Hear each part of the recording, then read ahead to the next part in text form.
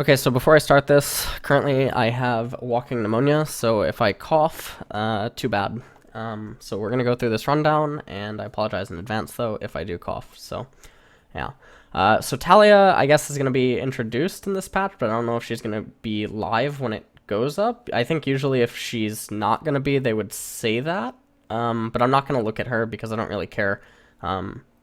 Maybe she'll be good. I only watched her champion clips briefly, but I'm not really too impressed. Although she does have a fusion of a lot of champions' abilities, so that's kind of nice.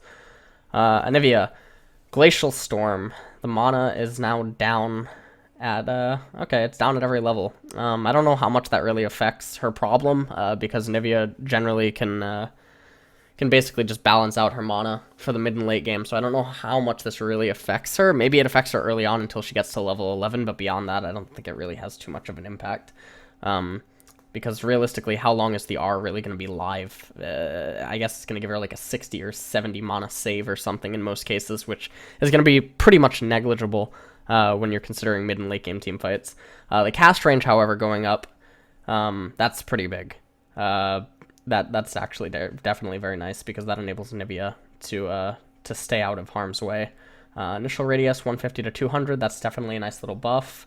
Using Zonia's Hourglass no longer interrupts Graceful Storm. That's really, really, really big. So all of this stuff for Anivia is really good, but I still don't know if it's enough to catapult her into the meta. I don't think it is right now, especially with the mid lane champions right now. Aurelion Sol, W cooldown up, R damage down.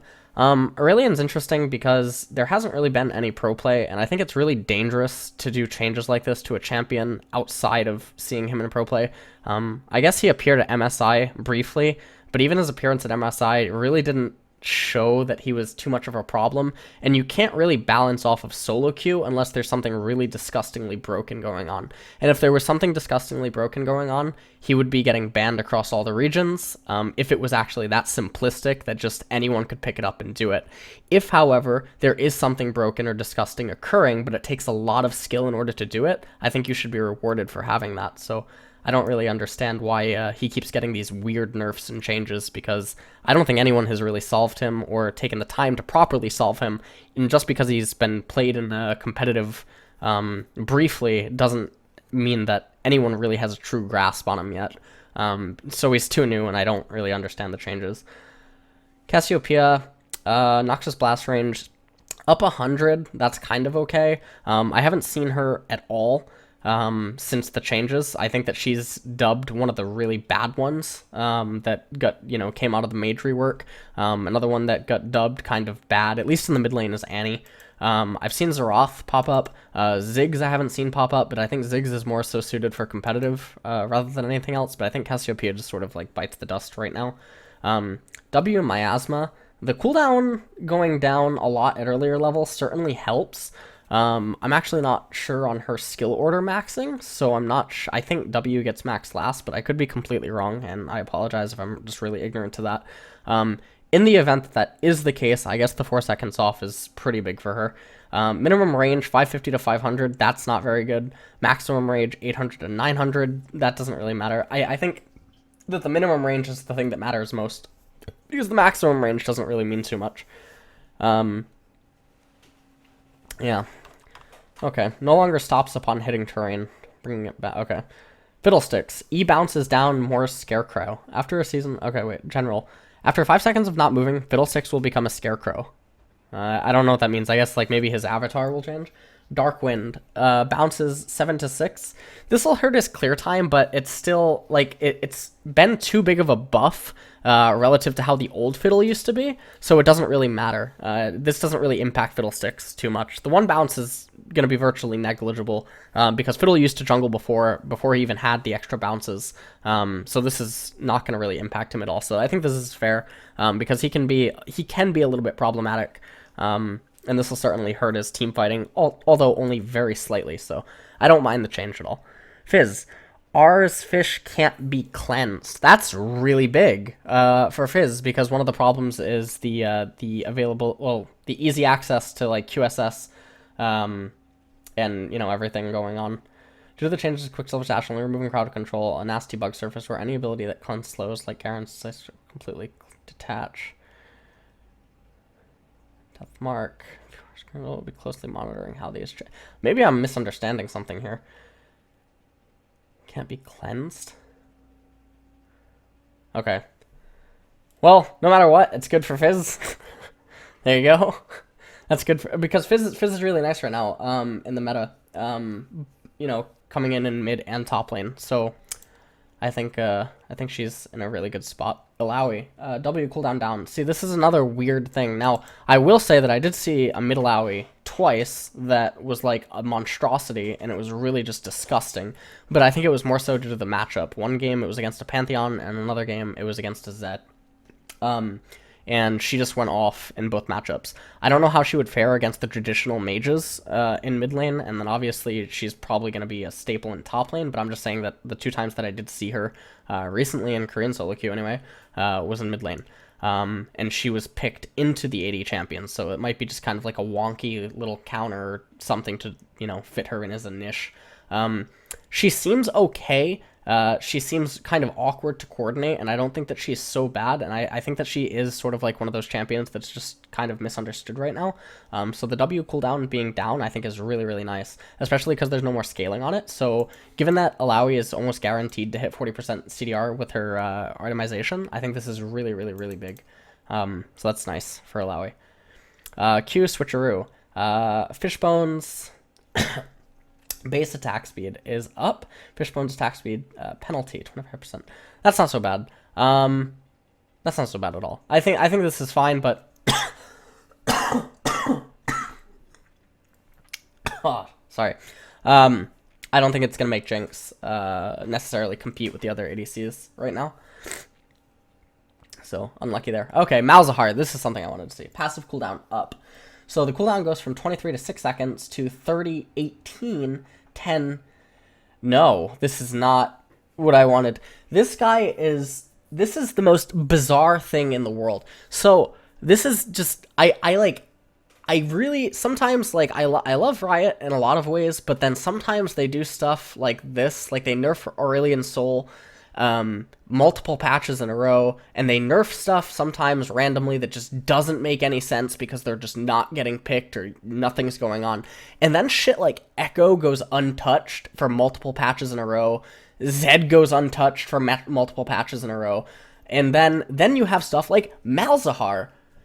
This passive is arguably one of the most broken things in the entire game. It is so disgusting. And the fact that you don't nerf it, like, the damage reduction, the CC reduction, the fact that it comes up so often inside of late game teamfights because of how Malzahar plays the teamfights, it's just like, how can you let this exist? It's like, he's permabanned, I don't know, in NA and EU.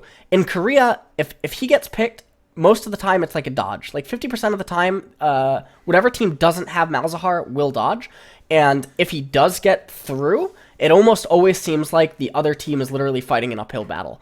Because he's just disgusting in top, mid, or jungle. Mostly jungle, because of his jungle control and, you know, everything that he can offer to the team from the jungle rather than top or mid lane. But the fact that such a monstrosity exists right now and nothing is happening to him except, well, we're going to up his passive.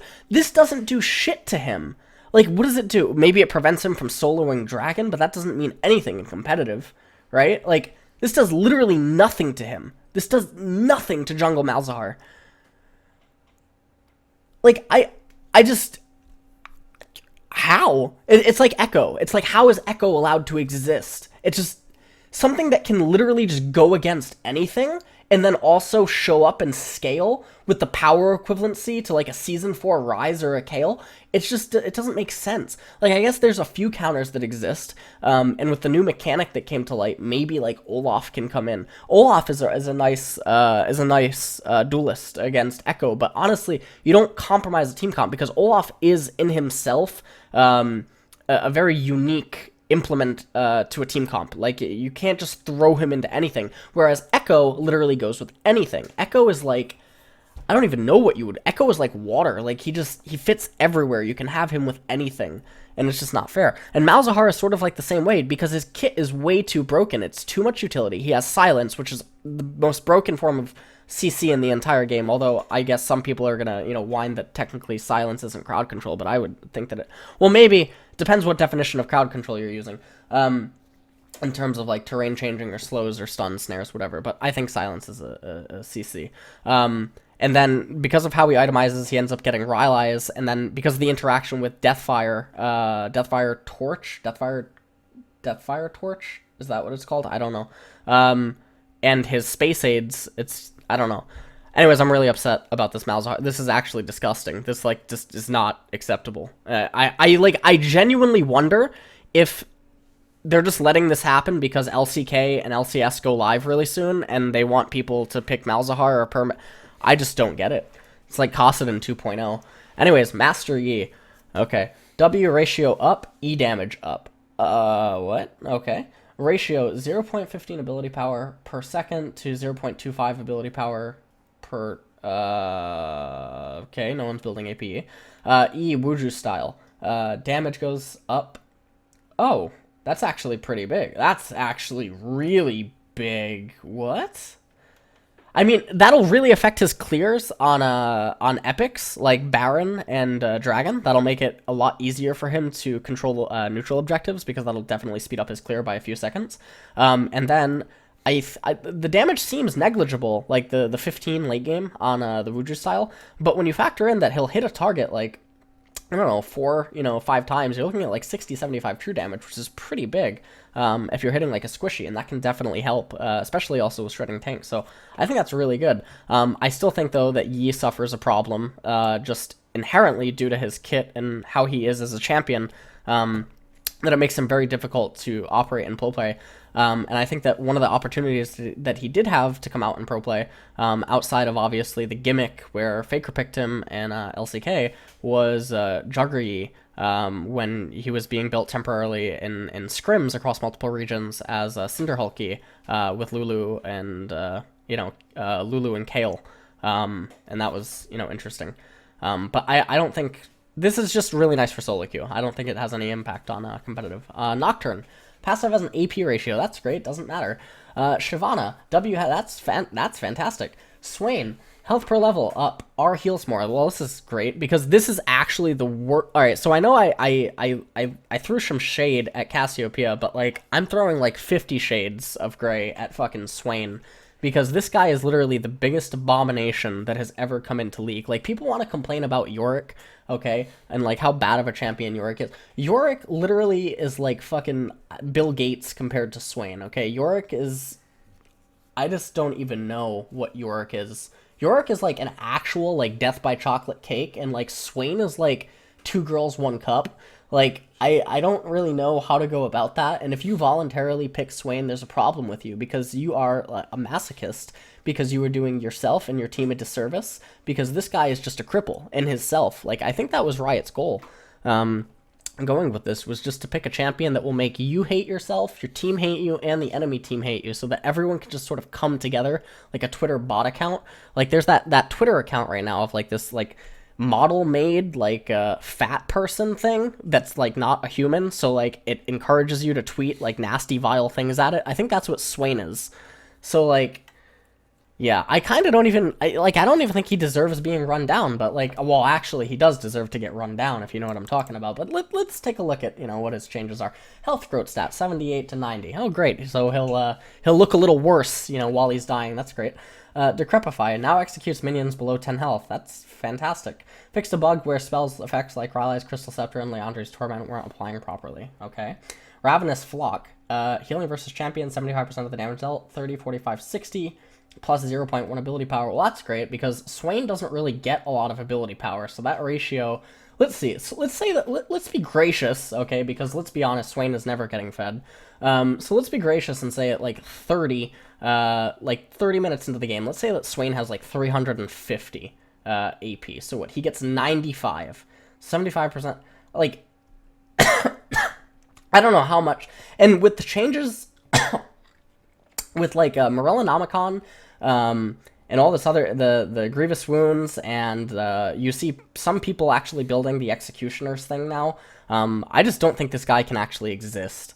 I think he needs to be, like, completely reworked. Like, what did he get? Did he get a full rework? I don't even remember, because I just don't even give him the time of day.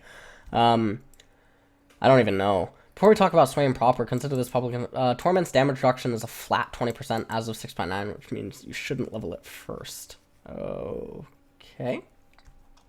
But anyways, yeah. He's really bad.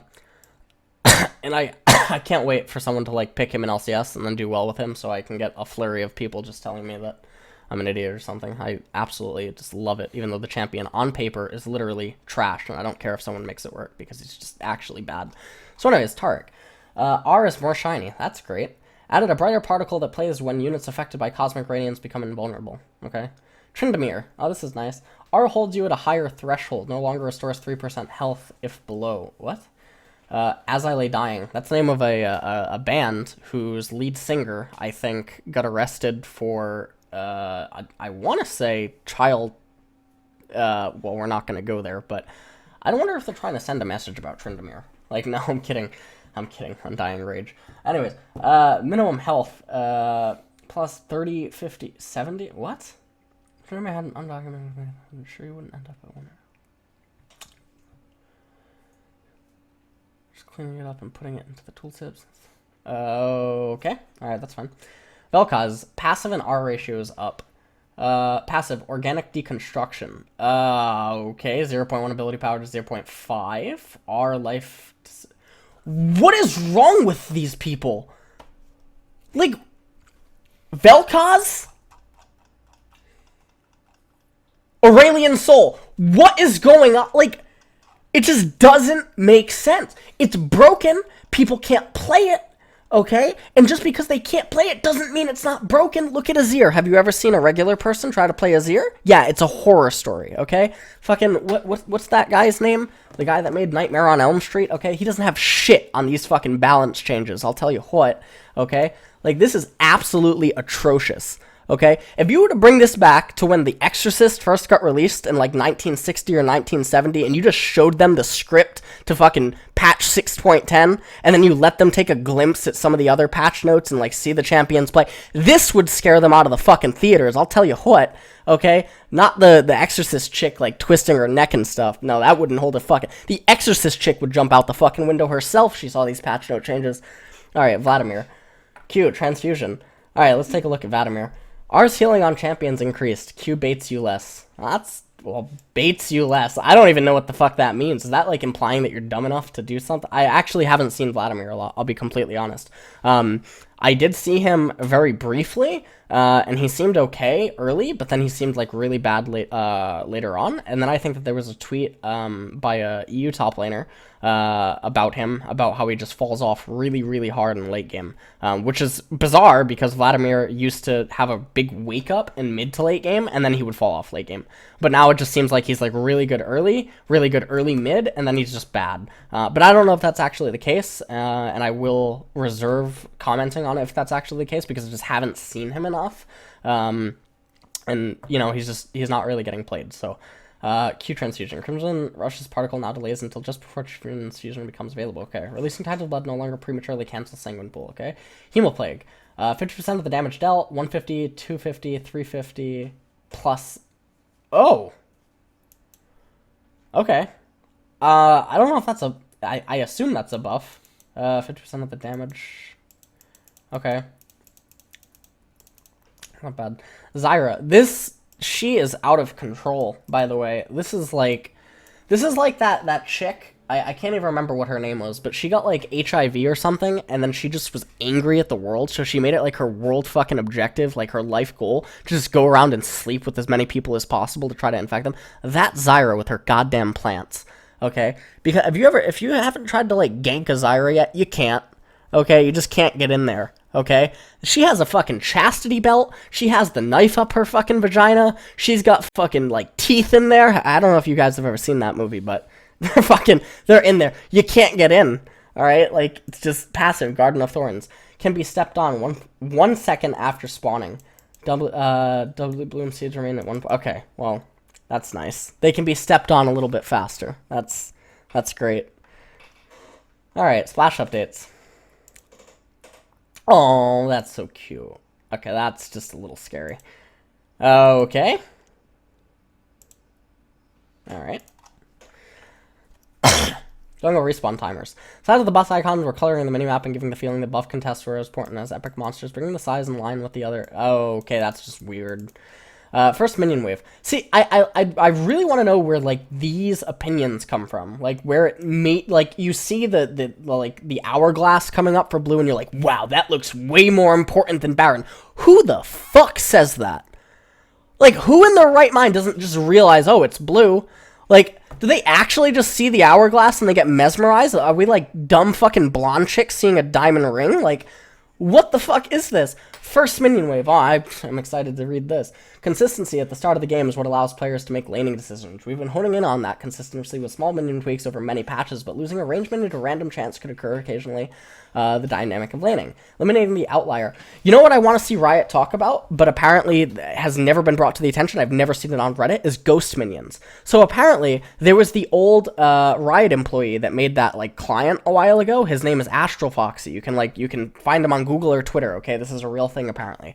And when he was doing the Olaf CLG challenge or something, and he was like using, codes and all this other stuff to try to calculate what is the best possible way to do something, he detected that in some occasions when there are just minions versus minions, there is actually a hidden invisible ranged minion, which is a ghost minion. And I've never ever seen it brought up anywhere. Now, I just brought it up for the first time. Now, whether or not that has been fixed since, or whether something changed inside one of the major patches or whatever, but that's a real thing, and that's why sometimes when you enter a custom game, just one lane, like if you just do a 1v1 in top lane, some reason your bot lane wins and your mid lane wins, it's not because of RNG completely. Well, I mean, I guess it is, right? But it's because there's a ghost minion that spawns, or a spooky minion, or something. I don't know what the hell it is, but it's a ranged minion, and it's invisible, and somehow you can select it through the code, but you can't, like, put your mouse over it or anything, and I don't know exactly how it calculates damage, but apparently it is there, and Astral Foxy found it. Now, this is going back months, by the way, so I don't know if it's still there, but it was at one point, so, yeah. Anyways, Mountain Drake. Alright, I can't wait to talk about the dragons, because the Wind Dragon, you just actually feel bad for the enemy jungler. Like, when the enemy jungler is getting Wind Dragon, when they're, like, trying to solo it, you and your team actually want to fucking go there and just set up tent. You don't even want to contest it. You just want to watch them fucking take it, and use their cooldowns and, like, their HP and mana and shit, because that is a goddamn travesty. You want to, like, implore them to take that dragon, because it is the worst thing in the entire world. That is a goddamn money sink. Okay, that's like the Gmail fucking scams. Like, you click your spam folder and it's like, hello, I am Prince from, some fucking random country in Africa, and like, he's like, yes, please give me your bank account. That is the Wind Dragon. Okay, like, that's what that is. Anyways, Mountain Dragon. Tryndamere offers pretty clear feedback. The damage you see is the damage you get, no decreases or increases. Mountain Drake was violating the expectation around. Okay, Larry amplifies true damage. Okay, Ocean Dragon. Now restores health and mana only when out of combat with champions and towers. That's a very, very, very big nerf. Wow. Okay. Wow. So this dragon was arguably, like, one of the best dragons, because if you could secure 2 early on, it was basically game over, because there was basically no way to lose the laning phase at that point, because you're just, it's too much, it's just too difficult. Outside of, like, all-ins or forcing really fast plays, it just adds too much of a ticking time bomb, and I've seen that happen way too much in solo queue. Another thing that I guess I should mention is, because I before I stopped playing, briefly, when I got sick, I was playing a ton of games every single day, and one thing I did notice, and I don't know if it's changed at all, is that for some reason dragons would spawn multiple times consecutively. So if it was ocean, it would be ocean again, and then it would be ocean, or if it would be ocean, it'd be ocean and then wind, and I almost never saw deviations from it. And I even started recording it, and the statistics did not just look like RNG, because we're talking about like 200 dragon spawns, and the pattern just seemed to exist over the course of so many games. And I even asked friends to do the same exact thing, and they were having the same issues. So I don't know if that's been fixed, but I think the coding maybe needs like another look at. But anyways, the nerf to Ocean Drake I think is kind of nice. So it's kind of nice. All right, turrets. Turrets now take less true damage with the when the backdoor bonus is in effect. Okay, that's nice. Enchantment, Bloodrazor, attack speed 40 to 50%. 3% to 4% of the target. This doesn't do anything. The funny thing is that Bloodrazor, in most cases, is only going to be built now by, like, the cheesy junglers or in Kindred. I can't see it being built on anyone else. I don't think that attack speed is necessarily what it needs. I also think that the damage that it deals on hit is completely laughable, because in most cases it's going to deal, like, 18 or, like, 20 after you factor in the magic resist or the, what is it, physical damage? I don't even know, actually, off the top of my head. But the damage is just laughable. Cinderhulk actually ends up dealing more, and that means that Runic also deals more. And then obviously you're sitting here and you're saying, but 50% attack speed? And I'm like, yeah, that's fantastic. You can get like a recurve bow and almost steal that. So I don't know what the hell, like, I don't know. This item just seems completely and utterly trash. I honestly think that they should have just like completely changed Yi in some way and just left Devour and Sated alone. That would have honestly been, I think, a really nice a little change, and I think that you easily can change Yi. You can hit his passive, you can you can hit his alpha strike in some way. I don't know, like, anyways. Summoner spells cooldown decreased on barrier 210 to 180. That's nice, but I don't think it's gonna make it get picked more. Ghost 210 to 180. Movement speed bonus, 27% to 28 to 45%. This is really nice. And another reason this is really nice is because I talked about Olaf, and there's that new Olaf mechanic that was discovered, and I saw Olaf popping up a lot in Korean solo queue. Whether or not that means that he'll be viable inside of the meta, because again, he is a champion that sort of demands to fit into specific team comps, and usually against specific team comps, so he's not sort of like a versus all champion, but this would be good for him. And this would also be good for a lot of other mid lane control mages that don't necessarily need barrier or heal in some matchups, and they don't necessarily want to take teleport, and so Ghost is going to be a nice avenue for them. Dynamic Q, yeah, that's nice. We all know that it doesn't matter what this says. Okay.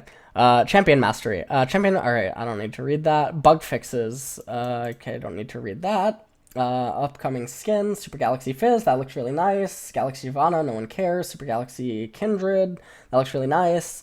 Talia. Fred Lord? Or Fel Lord? I don't know how to say this, actually. I'm so sorry. Alright, so I guess that's it for patch 6.10. Okay.